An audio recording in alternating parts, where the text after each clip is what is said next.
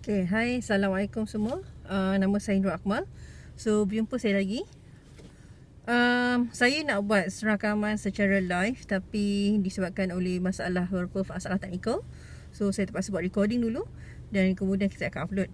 So, apa yang saya nak kongsikan dekat sini di dalam tempoh waktu lockdown ni, iaitu kita kawal jarak pergerakan kita. Tak perlu risau sebab takaful berjalan seperti biasa. Dan sebenarnya apa yang berlaku hari ni atau banyak sebab lah. Kalau kita tanya pada saya, bukan sebab mata-mata menyedarkan kita orang ramai, especially siapa-siapa yang masih belum ada perlindungan takaful, untuk nampak kepentingan takaful sendiri. So macam kita sedia maklum, kita tak pernah duga pun Malaysia salah sebuah negara yang mana COVID-19 ni sangat cepat dia punya penularan. Okay, meningkat dengan sangat mendadak.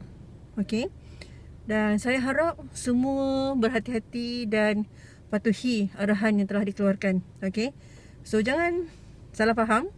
Saya bersiaran daripada radio, daripada dalam kereta, sebabnya tadi kita keluar untuk beli barang keperluan sebab ada yang dah habis. Tapi tidaklah orang kata panic buyer. Okay, so kita abaikan yang tu. Saya nak kongsikan sebenarnya tentang apa keperluan takaful dan kenapa anda perlu ambil takaful. Okay, ada yang bertanya dengan saya, mereka dah ada medical card, mereka dah ada takaful yang cukup. Okay, satu benda yang anda boleh cek sama ada takaful anda itu cukup atau tidak adalah dengan cara anda tengok anda punya annual income. Okay, maksudnya jumlah pendapatan anda setahun dan anda darabkan paling basic pun dengan 10 tahun. Itulah jumlah yang anda perlukan sebenarnya untuk anda punya protection. Okay, kalau nak lagi bagus sebenarnya adalah daripada jumlah annual income anda darabkan dengan berapa lagi tahun untuk anda pencen. So itu sebenarnya jumlah yang anda perlukan sebagai perlindungan anda. Kenapa saya cakap macam ni? Maksudnya, andai kata jika berlaku sesuatu yang tidak diingini, contoh dalam situasi sekarang ni, nasib kita tak baik, kita dijangkiti COVID-19 ni. So, dan COVID-19 ni dia cepat sangat, tiba-tiba je ke tahap yang tak sepatutnya lah. Okay, sebab kita kadang tak sedar sebab dia punya simptom tu tak ketara kecuali bila kita dah ada tempoh yang hari ke-7 atau ke-8. Itu daripada apa yang saya baca lah. Pada ada anda-anda yang ada sakit sejadah, contoh macam asthmatic patient, so lagi cepat, lagi teruk kesan dia.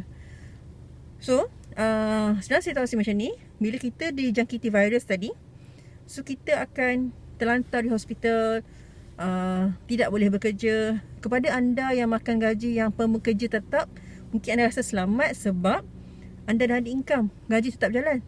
Tapi mereka yang tak ada income ni macam mana?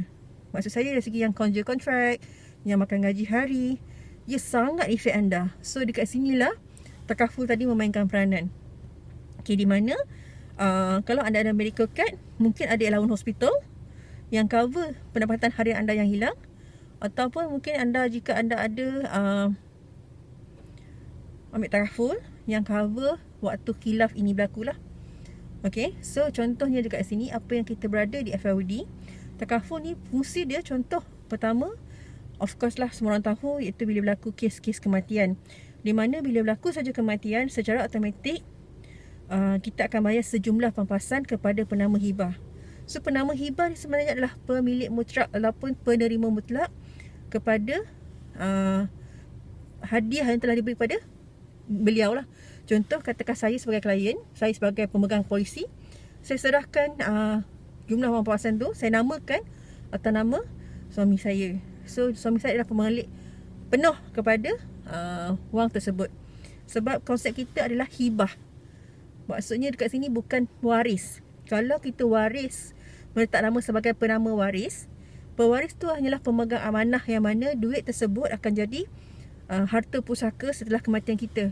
So waris ni tadi perlu bertindak sebagai pentadbir yang akan menguruskan duit tersebut mengikut hukum yang sepatutnya lah. Ada tertib-tertibnya.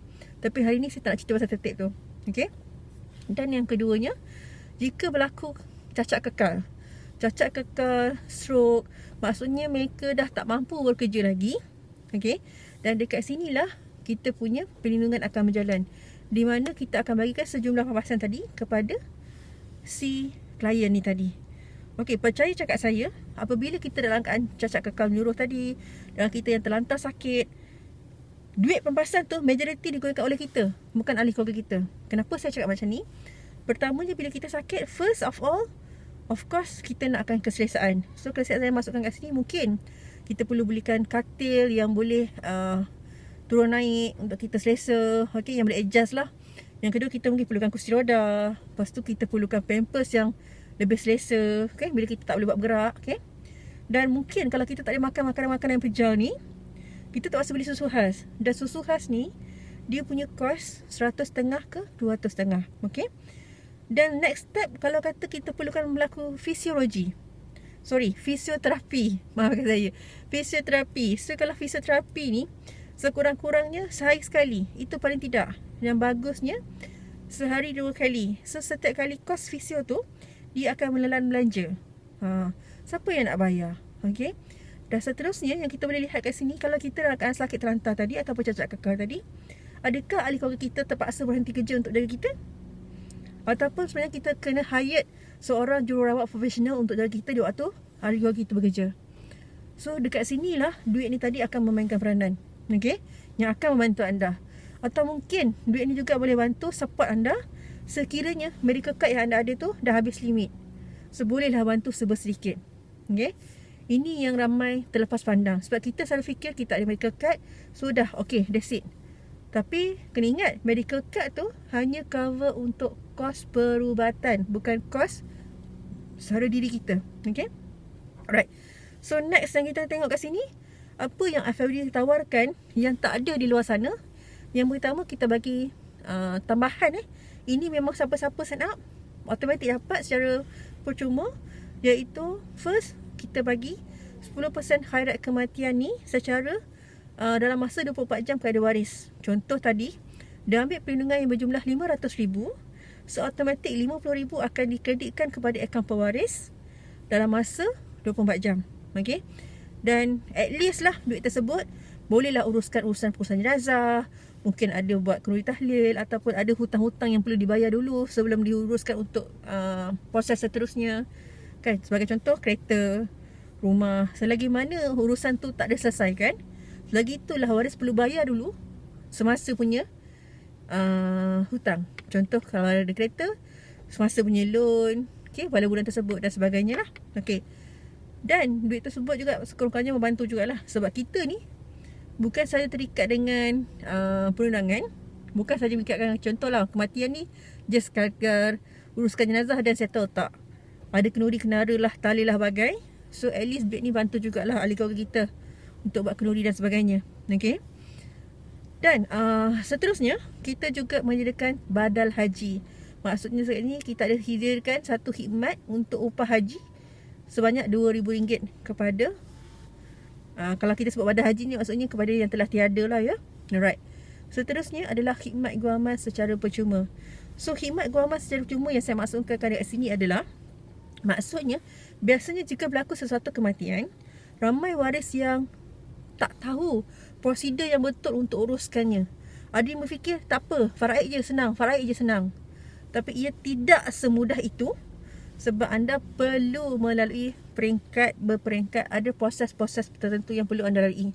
That's why at least kita bagi khidmat guaman percuma ni boleh bantu waris untuk nampak bagaimana nak takbir harta yang ditinggalkan tadi. Okay. Dan yang paling tidak adalah untuk khidmat kaunseling.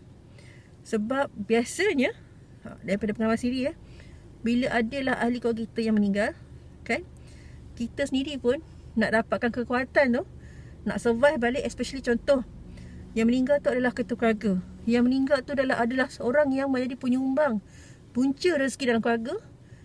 Bagaimana agaknya si isteri tadi nak uruskan anak, si isteri tadi yang dah lama tak bekerja, nak bekerja semula. Macam mana dia punya depression tu. So dekat sini lah kita ada khidmat kaunseling untuk ahli keluarga tadi. Okay. Dan kerana situasi semasa sekarang ni, FLOD telah memberi 3 benefit tambahan, di mana yang pertama, kita sediakan, anda kata klien ni tadi disahkan ada COVID-19 dan meninggal dunia disebabkan oleh COVID-19 tadi, jumlah wang pampasan tadi akan ada tambahan RM20,000. Itu jika dia meninggal disebabkan oleh COVID-19 lah. Yang kedua, Jika dia didiagnose ada COVID-19 dan positif COVID-19, maka dia dimasukkan ke hospital, mana-mana hospital kerajaan. Dia akan dapat hospital allowance di mana kita bayar sehari RM200 dan maksimum 60 hari. Okey. Dan seterusnya, sebagai benefit yang terakhir, kita juga sediakan kejap saya terlalu excited dengan apa yang ditawarkan oleh YD sebabnya ianya peka tentang isu-isu semasa.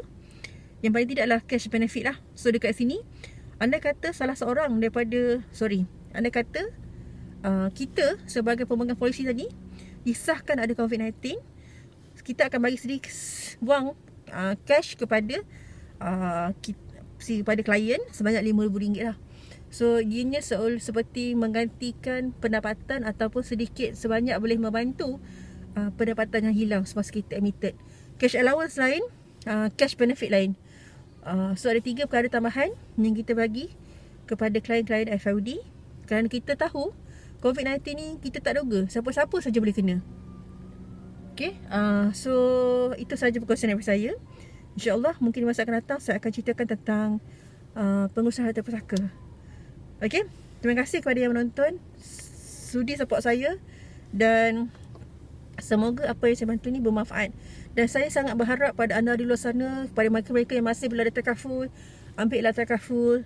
Jangan rasa takaful ni membebankan, sebab hari ini kalau kita tengok ramai yang berdepan dengan kehidupan yang sangat susah disebabkan oleh tiada takaful. Sebagai mereka punya backup plan. Penat anda kumpul harta, penat anda buat simpanan, penat anda buat segala-galanya, tapi bila tiba masanya benda-benda semua tak cukup, dan bila tiba masanya semua tu hilang sekelip mata. Okey, dan pastikan anda ada satu payung ataupun asas yang melindungi semua yang anda usahakan ni. Alright, so itu sahaja. Semoga apa yang saya kongsikan hari ini berguna untuk anda semua. Assalamualaikum.